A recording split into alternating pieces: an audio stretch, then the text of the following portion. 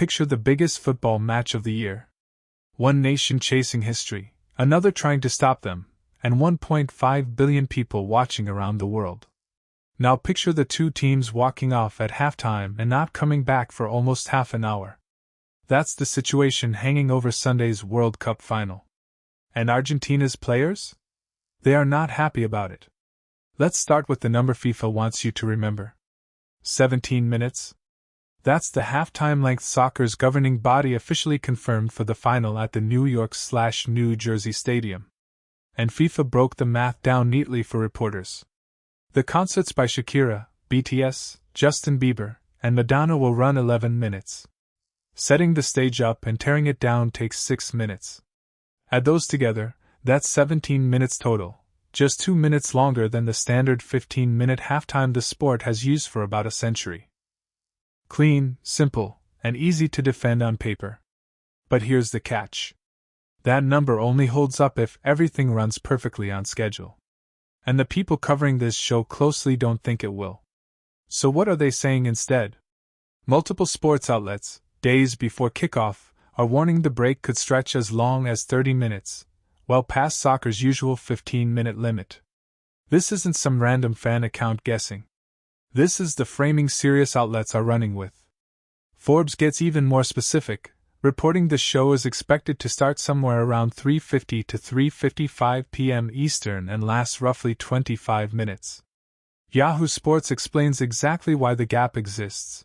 The halftime show alone is rumored to be about 11 minutes, but once you factor in setup and takedown, the players' break could easily run past 20. And think about it, 4 global superstars, a full stage rig, a children's choir, and a symphony conductor don't get swapped out cleanly in 6 minutes, no matter how well it's rehearsed. So before a single note has been played, there's already a real distance between the number FIFA put in its press release and the number credentialed reporters keep landing on. Now, why does this matter so much to the players standing on that field? For that, you have to rewind a bit. Because the people who write the actual laws of the game already answered this exact question, and their answer was no. Back in 2021, IFAB, the body that sets soccer's rules, rejected calls to stretch halftime to 25 minutes. Their reasoning?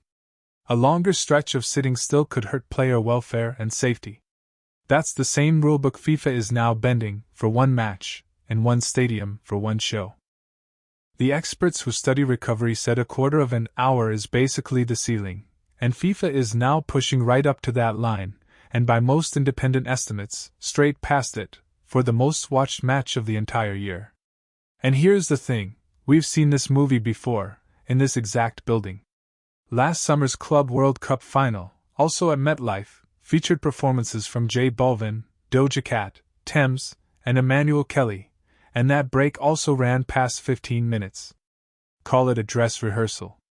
And the rehearsal went long. Nobody at FIFA seems to be pretending it won't happen again. They've just chosen a friendlier number for the press release than the folks actually planning the stage change believe is realistic. But for Argentina, none of this is happening in a vacuum. This is a squad that has already spent 7 matches adjusting to FIFA's stoppages. Because for the first time ever, FIFA made cooling breaks mandatory, 3-minute pauses roughly midway through each half, no matter the temperature, no matter whether the stadium has a roof or air conditioning. Every single match Argentina has played, win or draw, the referee has stopped play around the 22nd and 67th minute for a scripted break that has nothing to do with the scoreboard. So Argentina isn't walking into this final surprised by the idea of FIFA adding stoppages. They've lived with it since their opening group game. What's different now is the size of it. A 3-minute water break is one thing. A pause that could run anywhere from 17 to 30 minutes, sitting dead center in the biggest 90 minutes of most of these players' lives, built around a concert instead of a medical need, that's a completely different animal. And this is landing on a group that's already been vocal about how disruptive these breaks feel. Which brings us to an important point. To understand the concert backlash, you first have to understand the cooling break backlash that came before it. The cooling breaks were sold as player welfare, a response to brutal heat across U.S. host cities. And for at least one Argentine, that wasn't just theory. Chelsea and Argentina midfielder Enzo Fernández, describing conditions during last summer's Club World Cup, same stadiums, 1 year earlier, didn't sugarcoat it. Fernández said he felt really dizzy, playing in temperatures he called very dangerous. That quote didn't just float by. It became one of the most cited player reactions in the whole debate over whether FIFA even needed these breaks. When FIFA went ahead and made them mandatory, regardless of temperature or whether stadiums are enclosed, it was responding, in part, to testimony exactly like his. So Fernández and his teammates got their breaks. But almost immediately, a second question popped up: are these stoppages actually about heat, or have they quietly become about something else?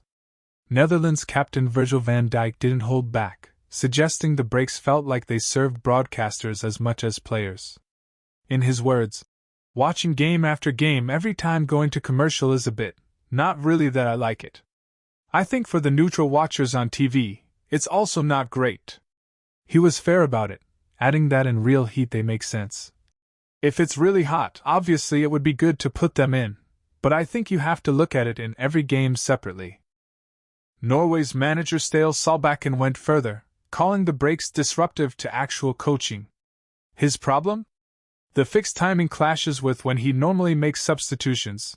Most coaches make second-half changes between the 60th and 70th minute, and the break lands right at the 67th. His verdict was blunt: "I'm not a fan of it. I can understand it when it's been a really hot climate, but I don't like it otherwise. I think it's unnecessary." And France's Didier Deschamps might have put it plainest of all, saying the breaks were reshaping the sport itself, splitting the halves, and disrupting the rhythm teams try to build. He said football now feels like almost 4 quarters, and before we had 2 halves. That's a manager from one of the most decorated football nations on earth saying, on the record, that FIFA has changed what a match even is. Now, none of those voices come from Argentina's dressing room specifically, but that's exactly the point. This criticism is coming from everywhere, across nearly every federation still standing. And Argentina's own players supplied some of the very evidence FIFA leaned on to justify the policy. They've now played 7 matches under this system, learning where the breaks fall, learning to use them, and learning to live with a match that no longer flows the way it did when most of them were coming up in the game.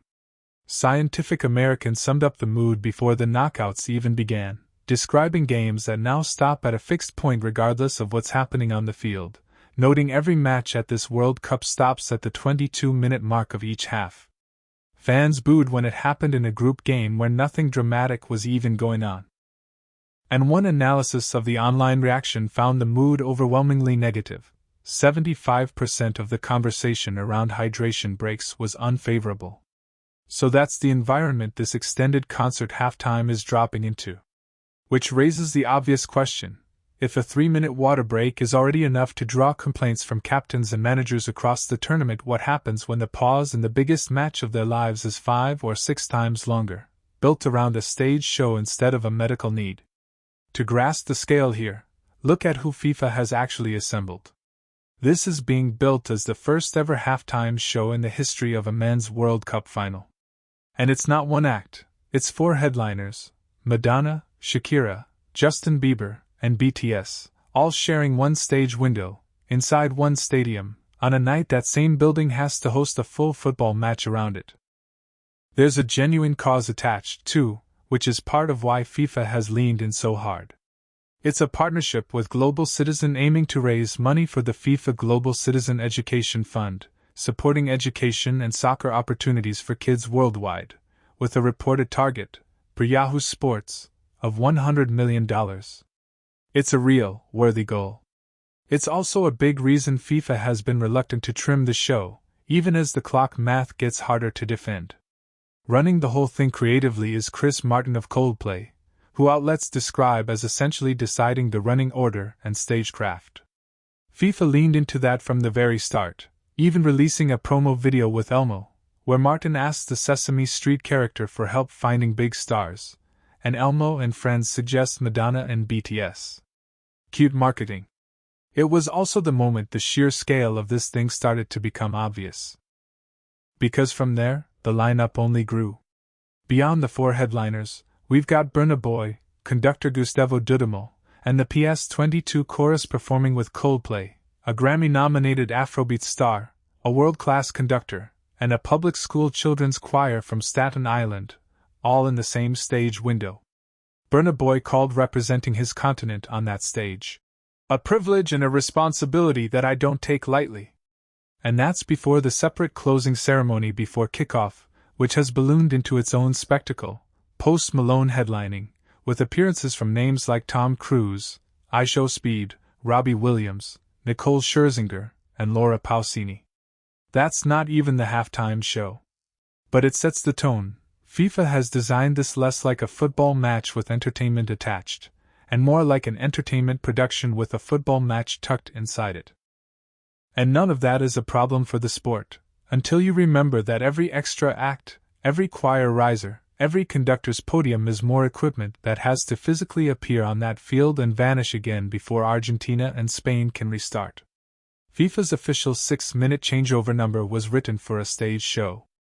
That stage show has since grown into one of the largest halftime productions ever assembled for a live sporting event. And the official timeline hasn't grown to match, only the independent reporting has, landing again and again closer to 25 or 30 minutes. So strip the concert away for a second, and this is already the heaviest match most of these players will ever face. Argentina are defending champions, chasing something no nation has managed since Brazil in the early 1960s. No team has won back-to-back World Cups since Brazil in 1958 and 1962. And Messi has a chance to add one more line to an already overstuffed resume. That history alone puts a different kind of weight on Sunday. Messi himself has been careful to keep that weight at arm's length. Asked about the magnitude before kickoff, he said the group has to treat it like one more game, adding, "We cannot really think about the fact that it's a World Cup final." That's a player trying to shrink the moment down to something manageable, in a week where everything around the match is doing the opposite. Goalkeeper Emiliano Martinez, one of the most vocal figures in this squad, kept his focus on the work. The squad has a group of players and a group of coaches that are working incredibly hard every single day to try to bring happiness to my country. And Coach Lionel Scaloni didn't pretend the spectacle wasn't real, standing at a promo event alongside Tom Brady, Novak Djokovic, and Kevin Durant, he admitted, "Sunday is going to be a great show." But asked about the pressure, he pulled straight back to Messi's line, "Treat it as one match, not a coronation." And that's exactly the tension. Argentina's whole plan, by their captains and coach's own words, is built on narrowing focus, not expanding it. An unpredictable, possibly 30-minute mid-match concert pulls in the completely opposite direction. It's worth remembering what these players have already survived to get here. This was no cruise. Argentina had to rally from a goal down in the second half to beat England in the semis. They came back from 2-0 down to beat Egypt in the round of 16. They were pushed to extra time by both Cape Verde and Switzerland. Every one of those matches was played under the cooling break structure the whole sport has been criticizing, and every one of those comebacks needed exactly the kind of second-half rhythm that managers like Deschamps and Solbakken say these stoppages disrupt. There's an emotional cost, too. After the win over Egypt, Messi described the comeback as a release for all of us. Scaloni, emotional in that same moment, admitted the players tease him for how easily he cries. "I'm very emotional. The players call me the crybaby. I even teared up in the dressing room." This is a group running on emotional fumes as much as physical ones, stitching together a title defense one desperate second half at a time. So layer the concert on top of all that, and the picture sharpens. This isn't a team that's afraid of pressure or spectacle. They've lived inside both for years. But it is a team that has spent this entire tournament trying to protect its rhythm from stoppages it never asked for, in matches it kept having to claw back. And now Sunday adds the longest, least predictable stoppage of the whole event, at the exact moment they'll need their rhythm most. So where does that leave Argentina once the whistle actually blows for halftime? The honest answer: nobody knows, not even FIFA, until it's happening live in front of roughly 1.5 billion people. What we do know is the range. FIFA says 17 minutes. Forbes, based on its own reporting, says closer to 25. Yahoo's sourcing suggests that once set up and tear down are counted honestly, the real break could push past 20 and toward 30. That's not a small gap. That's the difference between a break a team can prepare for and one that quietly wrecks the rhythm Argentina has fought all tournament to protect. And here's the maddening part for them, none of it is in their control. They can't shorten Madonna's set. They can't hurry a crew hauling BTS's gear off a football pitch. They can't change FIFA's mind about the fundraising mission behind it. And honestly, most of them probably wouldn't want to. The cause is real, the show is historic.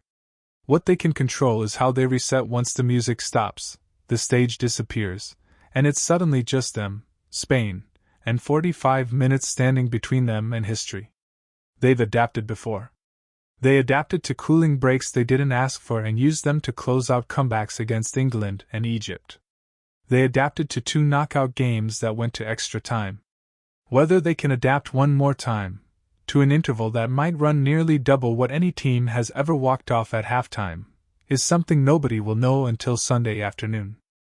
When the whistle blows, the stage goes up, and Argentina finds out for themselves exactly how long 17 minutes really lasts.